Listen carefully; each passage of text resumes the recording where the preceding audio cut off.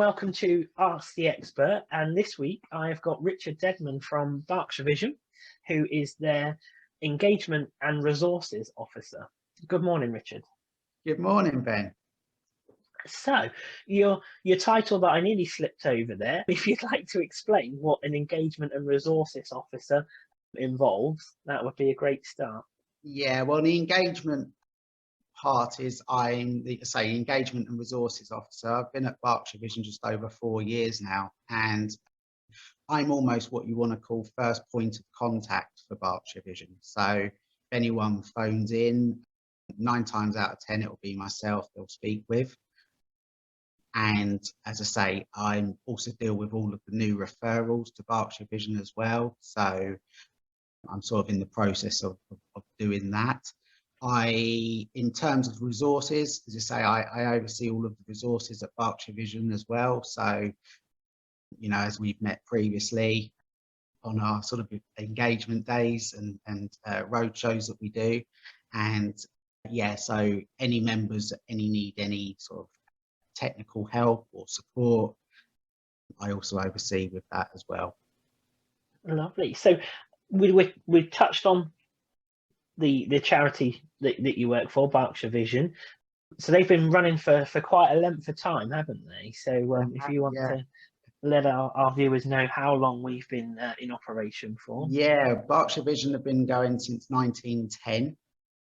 And initially it was just some volunteers that got together to help support people from the war, actually, during the war period. So it kind of evolved from there, and a lot of the people that were sort of, you know, needed support with their eye problems coming back from the war, following the First World War, and you know, it kind of evolved from there. So yeah, it's been going for over 110 years now, Berkshire Vision. We're based in Reading, and say we support just over 500 members across Berkshire living with sight loss. Perfect. So your group, like a lot of other societies that we visit, and some of our viewers and our staff will be aware of, but just to the wider audience, what sort of events and groups do you run at the centre or out of the centre, from the centre, in normal times, let's say? Yeah. In normal times, we have a number of different clubs that meet up monthly across the whole of Berkshire. So they would meet up in their specific areas, which we obviously provide the transport to and from as well. We also have a number of sports that we do as well. So if members would like to get involved with tandem cycling, dragon boating, tennis, swimming, you name it, we're kind of doing it at the moment. Athletics. So yeah, I mean, those sort of things. We also do a number of clubs that would also do, you know, we take people to the theatre, so theatre trips, museums, that kind of thing as well. We have our sight loss support officers that will go to people's homes and support them in any of the needs they might want. They can also demonstrate sort of smaller items of equipment, so magnifiers, smaller mags, that kind of thing, to help support them. But yeah, that's on a big scale of things what we do in normal times. So you're always on the lookout for new members, I assume. So you're always welcome to build on your 500 members you've got. Definitely. I mean, membership is free of Berkshire Vision, so it doesn't actually cost anything to be involved. And yeah, the more the merrier. Obviously, we're on the ethos of, you know, it's better that we're all together and we can join actively and be together. And we you know, that ethos sort of goes all the way through Berkshire Vision, really. You know, sort of from a personal note as well. I mean, being around other VI people, it certainly helped me. And yeah, as I say, that's something we always engage in. We love more people, more the merrier, definitely. Lovely. So I'd just like to touch a little bit, if it's okay, on your own personal story with your visual impairment, Richard. If you'd like to explain a little bit. Oh, yeah, Sorry about that. That's all right, no problem. So still a world going on around us. Yeah, there is definitely. Yeah, as I say, the office never closes. We're here. But yeah, no. On the personal note, yes. I mean, for me, with my sight loss, what happened going back 14 years ago now, I was 27 years old, and I was working for a mortgage company. I was a mortgage underwriter at the time. Very successful job, loved it, fantastic, really good. But anyway, yeah, I went to bed one night, fully sighted, everything was fine. Woke up the next morning and it was just black, nothing, couldn't see nothing. It was as if the lights had gone out, is the best way of looking at it for me. I was like that for just over 5 weeks until they'd done some surgery.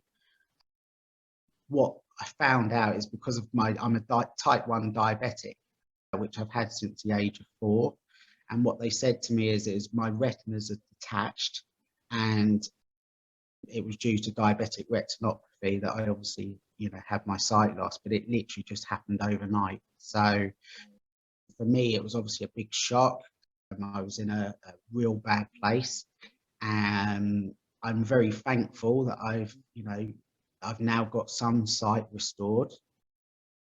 In one of my eyes, my left eye, the vision's not too bad. It's just around the peripheral that's not too good. But they've never saved the sight in my right eye, so I'm still totally blind in that one. But yeah, I kind of went from fully sighted to nothing to some. So I'm very fortunate, and yeah, as I say, it kind of gives me the drive to be able to support others, certainly in the role that I do. So certainly, I've got an empathy for our members, knowing that, I've kind of been there, and I can understand the difficulties that they might be going through.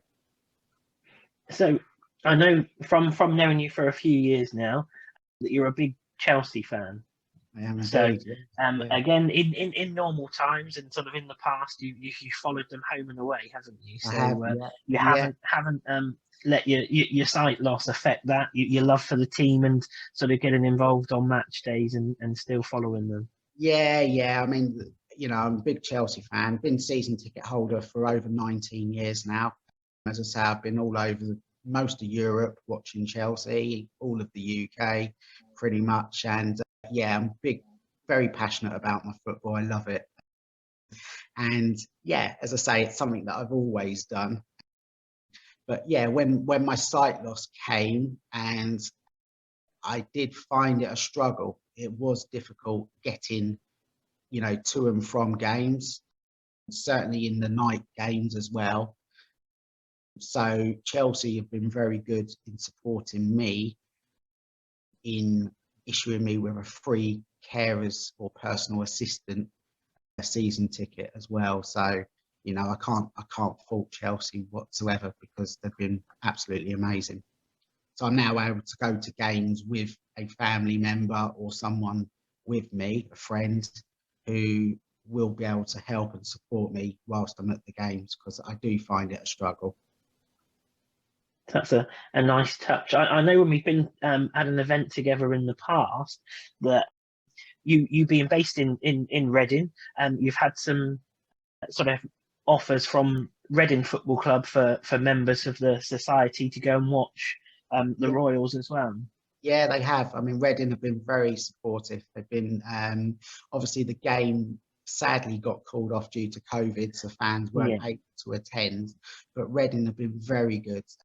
They allowed for a number of our members to go to the game, and also Reading are helping and working in partnership with them to arrange some blind football sessions as well. So members are able to play football, and they'll be properly coached through the Reading coaches there. And also the local Berks and Bucks FA are helping to fund that as well. So yeah, brilliant, absolutely brilliant. So another sport for your members to carry out, along with the dragon boat racing and the tandem cycling. Yeah, definitely. I know that you do a lot of fundraising yourself for the society, and I believe that you've done some pretty crazy things, including skydiving. Is that right? It is, yeah, yeah. I former CEO used to work here, and he'd done about 4 or 5 skydives previously. So he was like, "Come on, do a skydive, do a skydive," and I was like, "No, no, I'm scared of heights. I don't like heights. That's it." Just anyway, I So it didn't. certainly seems like the perfect thing to do for someone that's scared of Yeah, heights. yeah, someone who's scared of heights. So that happened. Then I went home and I told the missus, and she said, "You'd never do a skydive." So, and as soon as she said that, I was like, "Well, that's it now. Now she said that I would never do it. I have to do it just to prove to her that I will, you know." So, yeah, I done the first one 2018. I've done a skydive from 10,000 feet and raised just over £800 for Berkshire Vision. And I enjoyed it that much. In 2019, I went a step further and went from 15,000 feet. Wow. And basically, you free fall for a whole minute at 125 miles an hour. Once you actually leave the plane, which was it's just a great feeling. I love it that much that I would certainly do it again. And that time I raised just over £1,500 for Berkshire Vision. Wow. So is it, I don't know much about skydiving myself, but is there up the ante and go any higher, or is that the sort of highest that they would That's the generally highest jump you can from? go, sadly, in the UK, because they say that the oxygen level at that Yeah. altitude is less. So 15,000 feet is the highest you can go in the UK. But I did have a look just recently at a bungee jump that you could do in, I think it's Switzerland, I think. And apparently it's the same place that from the GoldenEye James Bond film where they jumped off the dam. I think he Wow. jumped off the dam, and I think Okay. that's something I've looked at and thought maybe. Yeah. I'm not too sure. If it raises funds, that's a good thing, isn't it? Oh, totally. Yeah, I mean, any way and every way of raising funds, I'll obviously do. At the moment, we were asked with Berkshire Vision to think of a New Year's resolution to perhaps, raise some additional funds, and I couldn't actually think of anything. So I decided that through my love of Chelsea,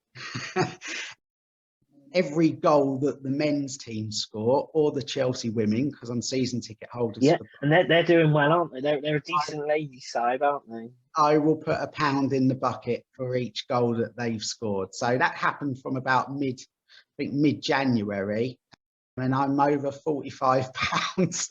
Oh wow! Is it the ladies' Worse team off, seem but to bang better them off. in for Yeah, fun, don't it's a win-win for me, because I they? kind of think, well, I'm happy when Chelsea score a goal, and if it means I'm donating to Berkshire Vision as well, then great. It's brilliant. Perfect.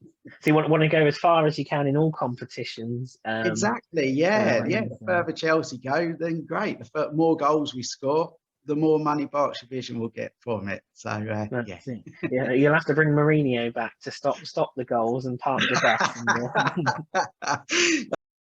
My missus is saying to me, "God, you're going to be skinned." Well, great if Chelsea are winning. Go into a good cause, isn't it? And then Yeah, obviously, with more funds potentially comes more activities and services that you can yeah, offer the good definitely. people We of don't we don't Berkshire. want to we don't want a 9-0 no like Southampton. So. No, yeah, we won't talk about that. I'll switch my allegiances and sport, and I'll follow rugby, but that didn't go much better at the weekend either. So we'll skim over that as well. I think I'll just give up with sport, Richard. I think in general. So I think we've covered quite a lot today. So that's been really really helpful, and I really appreciate your time. And things are a little bit different in these times. We don't like mention that dreaded phrase, but hopefully things are on the turn, and we can move forward later this year and going next year with have that little bit more normality and face-to-face events. And yeah, hopefully that can help the good people of that you serve in Berkshire there. Yeah, no, we love having you at the events, and no, as I say, you know, our members are fully appreciative of Optilec and everything that you guys do. And yeah, no, as I say, sooner we can get back to the face-to-face stuff and the activities, the better, really. But yeah, we're very appreciative of what work you do, Ben. And yeah, no, long may it continue. Lovely. Well, thank you once again for your time, Richard. I won't keep you any longer because your phone will be ringing off as it's proved halfway through. Obviously, your time is precious, so you carry on doing the job that you're doing really well, Richard. And I will speak to you soon. Lovely. Thanks, Ben. Take care. All the best. You're ever so Bye. welcome. Take care now. Bye. Bye.